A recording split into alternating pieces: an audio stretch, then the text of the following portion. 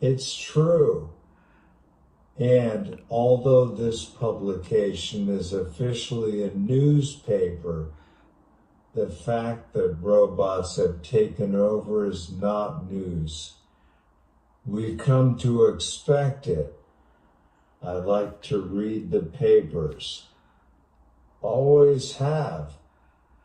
I still remember those delicious Sunday mornings when, as a college student, I would gather all the papers I could find and spend several hours sucking print. Coffee, words, casual pace. Nowadays, it would be more challenging to suck visceral print on a grand scale. You cannot go down to the corner and pick up a few of the larger papers like the New York Times, the Wall Street Journal, and the Denver Post. And then for color, add the New York Post and the Star. And for local perspective, the Grand Junction Sentinel, the Post Independent, the Aspen Times Weekly, and of course, the Aspen Daily News. As far as I'm concerned, it would be a fine print sucking experience, but the robots have ruined it. Thankfully, you can still pick up or subscribe to many of those papers, but fewer people do that. Now we suck pixels, and more than ever, allow the pixels to suck us. The robots have offered us their steely hands, and we willingly hold them as they lead us down the path to digital dumbing down.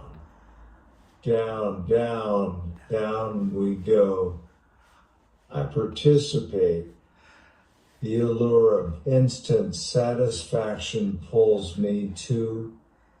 One manifestation of our intellectual laziness is the acceptance of robots interacting with us as if they, too, are humans.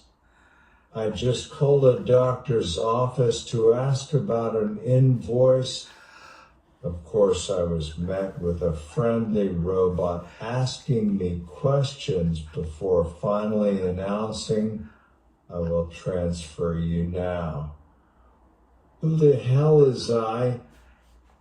And if I wasn't barking agent into the phone while the robot tried to parse my unexpected outbursts, I'd probably still be stuck on the line going around in tight digital circles. And the robot has a lot of nerve asking me to participate in a short survey when our interaction is complete.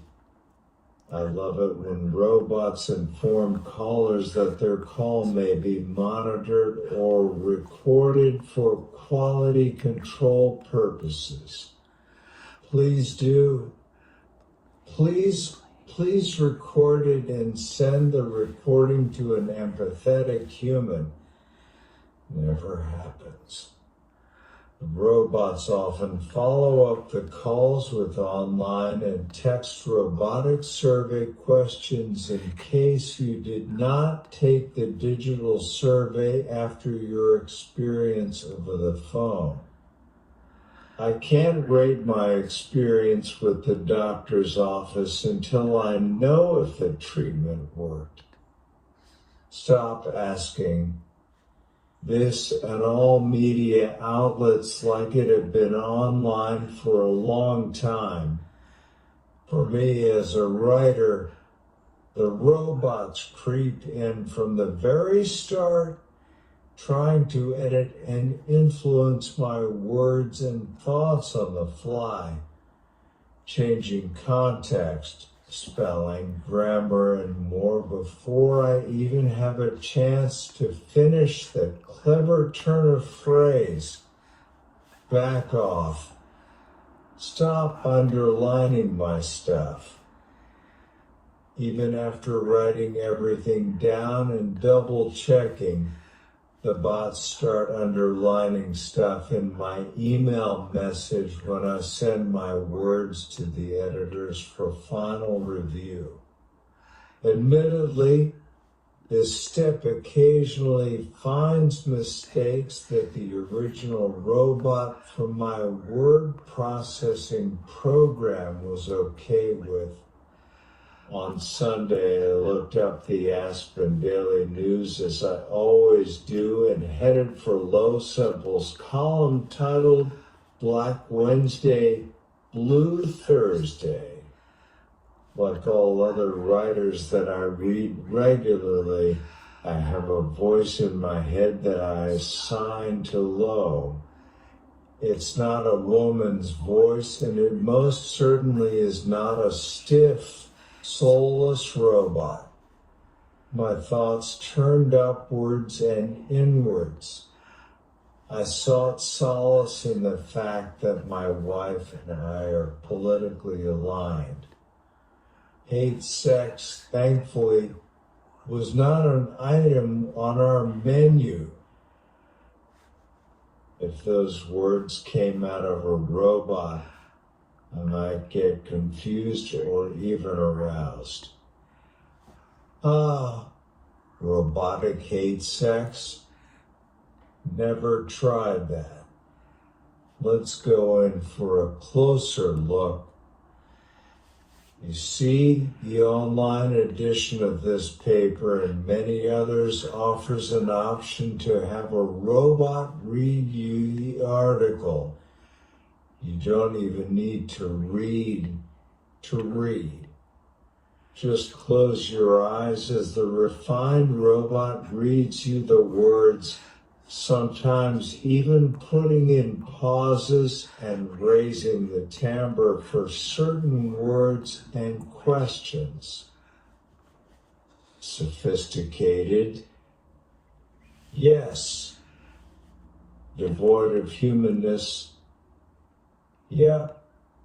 For me, it was just like reading Low's column, except my inner voice for him was gone, replaced by Robbie Robot, smarter than the rest of us, smug and perfectly imperfect. When I write this column, I like to think that I'm writing a letter to a friend, someone who knows my voice, my quirks, my humor, my sense and sensibilities. It helps me to hear it in my own soul. For about a year, I recorded my columns with my own voice and posted them as a podcast.